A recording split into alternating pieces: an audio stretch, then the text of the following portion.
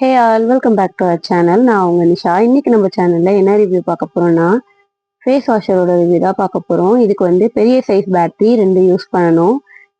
Chargeable model கிடையாது, battery வச்சு தான் இது இயங்குது. மொத்தமாக இதில் வந்து 5 செட்ஸ் கொடுத்துருந்தாங்க யூஸ் பண்ணுறதுக்கு. ஒன்று வந்து மசாஜர், இன்னொன்று வந்து ஃபேஸ் வாஷர், அந்த மாதிரி டிஃப்ரெண்ட்டாக கொடுத்துருந்தாங்க.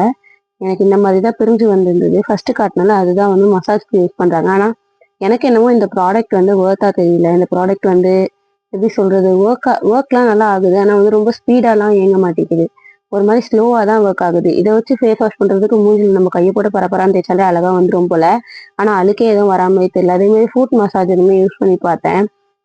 அதுவுமே நல்லாவே இல்லை. எனக்கு ஏதோ பிடிக்கவே இல்லை. எதுக்கு இதை வாங்கினேன் அப்படின்ற மாதிரி ஆயிடுச்சு.